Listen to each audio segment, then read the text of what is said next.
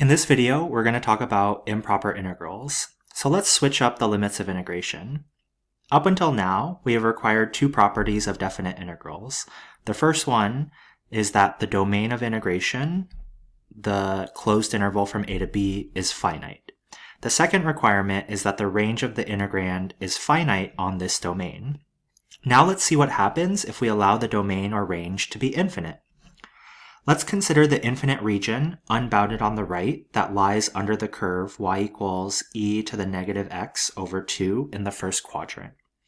So my goal here is to find the area of the unbounded shaded region in red. And normally how we would do that is we would say that this shaded red area is equal to an integral, and our lower limit of integration would be 0, but because it's unbounded on the right, we would say maybe that it's infinity, but we haven't really encountered that before, where one of our limits of integration is infinity or negative infinity. So what do we do in this case? Well, let's start off by doing something a little bit easier. What if I wanted to integrate this function between 0 and some arbitrary value b? Well, then that would tell me the area underneath the curve between x equals 0 and x equals b. So let's start off by doing that.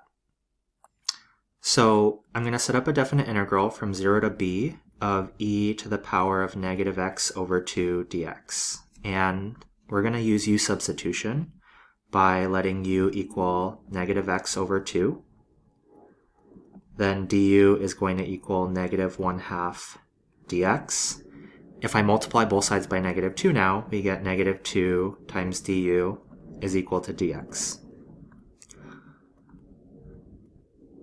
My new integral is going to be with respect to u, so my limits of integration will change, and I'm just going to call them u1 and u2 instead of solving for new limits of integration. Then we're going to have e to the power of u, and dx gets replaced with negative 2 du. I can factor out the negative 2 outside of my integral. And so let's start to take the antiderivative. We are going to have negative 2 times e to the u evaluated from u1 to u2. Now we can sub back in our variables to be in terms of x. So we have negative 2 times e to the power of negative x over 2. And we are evaluating this from x equals 0 to x equals b.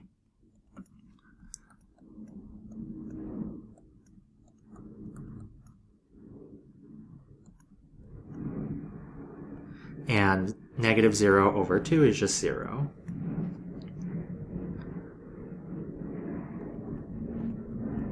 Let's go ahead and rewrite e to the 0. So this will be e to the negative b over 2 minus 1. Now, what is this expression that we just solved for? This expression here tells us the area underneath the curve between 0 and some arbitrary value b. So for example, suppose I wanted to find the area underneath the curve between 0 and 7. Then in the expression that I just solved for, I would replace b with 7. But ultimately, we really want b to go that way forever. So how do we do that?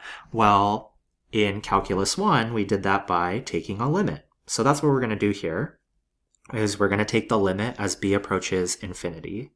So the total area of the unbounded shaded red region is going to be the limit as b approaches infinity of negative 2 times, and I'm going to rewrite e to the negative b over 2 as 1 over e to the b over 2 power.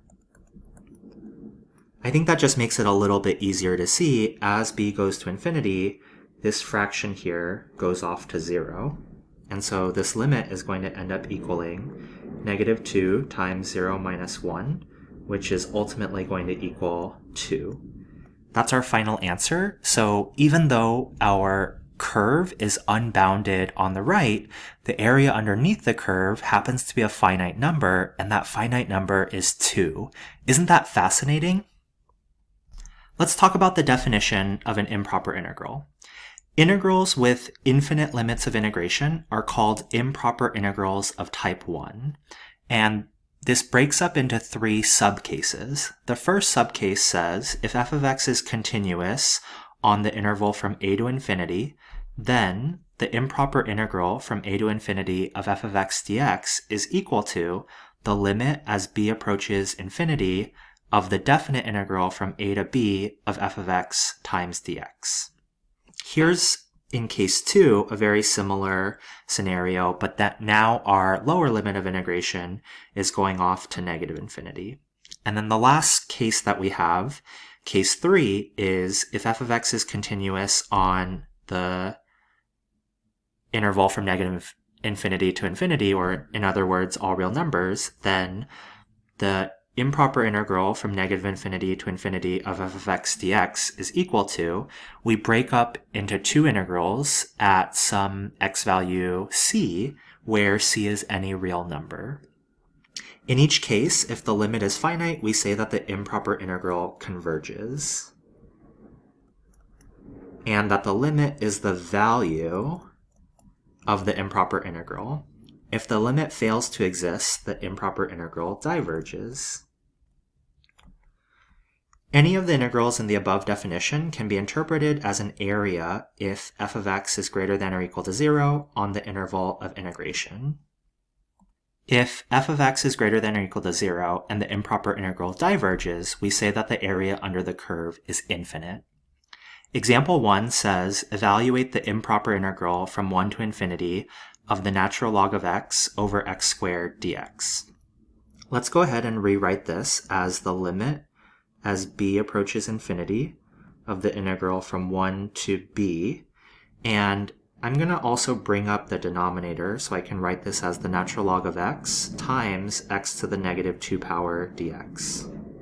I did this because now I can see that I have the product of two functions, and it might be a little bit of a good thing to try is using integration by parts, since I'm multiplying two functions together. And remember, when we're doing integration by parts, it's often helpful to think about Lyautey, where the L in Lyautey stands for logarithms.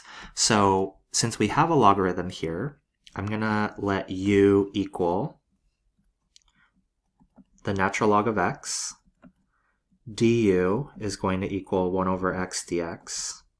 dv is going to equal x to the negative 2 power dx, and then that's going to imply that v is equal to negative 1 over x. So let's go ahead and rewrite this as the limit as b approaches infinity of, remember the mnemonic device we learned for integration by parts is ultraviolet super vu do. So u times v is going to be negative 1 over x times the natural log of x, and we're evaluating this from x equals 1 to x equals b. And then minus the integral from 1 to b of v times du. Now v is negative, so I'm going to go ahead and factor out that negative sign. And then if I multiply 1 over x times 1 over x, that's going to be 1 over x squared dx. And I'm going to rewrite this as x to the negative 2 power so that it's a little bit easier to use the power rule for integrals on that.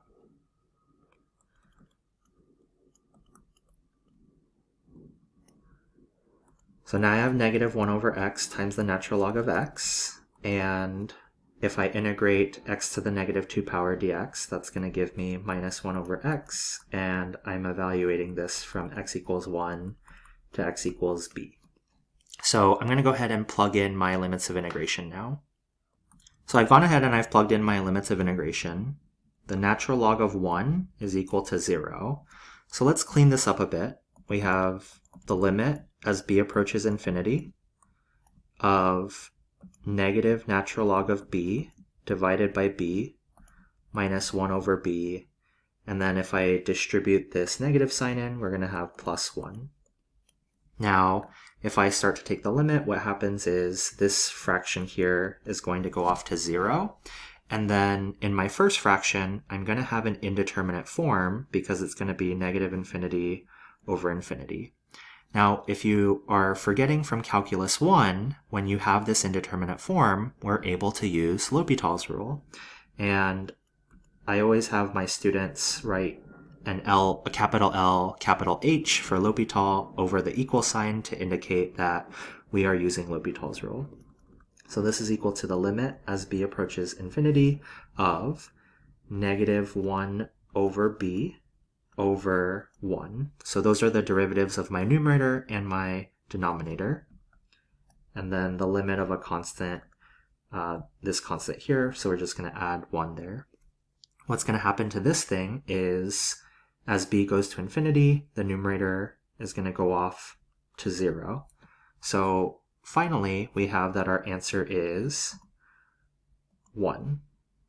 And that is the area underneath the curve of this function between 1 and infinity. And if you need a refresher, here is a formal statement of L'Hopital's rule, where suppose f and g are differentiable functions and g prime of x does not equal 0 on an open interval that contains a, except possibly at a. Suppose that the limit as x approaches a of f of x over g of x has an indeterminate form of 0 over 0 or infinity over infinity. Then the limit as x approaches a of f of x over g of x is equal to the limit as x approaches a of f prime of x over g prime of x, given that that limit exists or is infinity or negative infinity. Example 2 asks us to evaluate the integral from negative infinity to positive infinity of 1 over 1 plus x squared dx.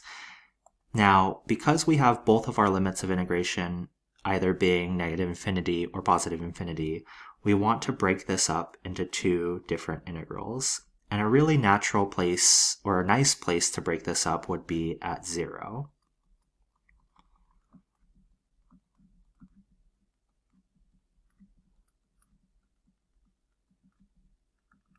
So let's go ahead and evaluate these two integrals. And I'm going to start off by evaluating the first one. So we have the limit as a approaches negative infinity of the integral from a to 0 of 1 over 1 plus x squared dx. And the antiderivative of 1 over 1 plus x squared is tangent inverse. So this is going to give us the limit as a approaches negative infinity of arctangent or tangent inverse of x from x equals a to x equals 0.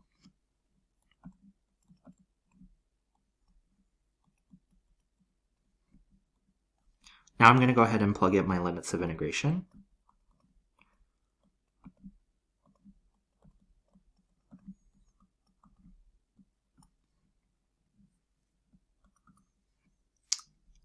So arctangent of 0 is 0, and the limit as a approaches negative infinity of tangent inverse of a, that's going to be negative pi over 2. So we're going to have 0 minus negative pi over 2, which is pi over 2. So this is going to equal pi over 2 plus whatever our second integral equals. So let's go ahead and set up a limit for that one. That's going to give us the limit as b approaches infinity of the integral from 0 to b of 1 over 1 plus x squared dx. And that's going to equal the limit as b approaches infinity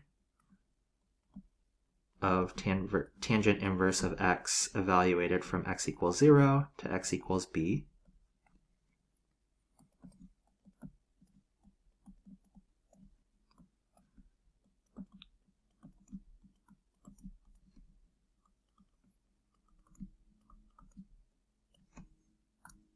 Tangent inverse of 0, once again, is 0. And the limit as b approaches infinity of tangent inverse of b is equal to pi over 2. And just really quickly, suppose you don't remember, here's the y-axis, here's the x-axis. It's always nice to know the graph of tangent inverse or arctangent because not a ton of functions have two horizontal asymptotes. So if you don't remember from trigonometry, this is pi over 2. and this is negative pi over 2 right here. And the graph of arctangent looks something like that. And so it goes through the point 0, 0, which is why tangent inverse of 0 is 0. And then as our input goes off to infinity, our output approaches pi over 2 as b goes to infinity. So this is going to be pi over 2 plus pi over 2. And so our final answer is that our original integral converges to pi. Now, could we have anticipated that without having solved both of these integrals?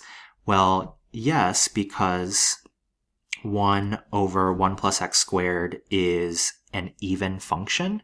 And so we actually could have found the final answer by taking our first integral and just multiplying it by 2. But that's okay. It worked out nicely. So our final answer here is pi.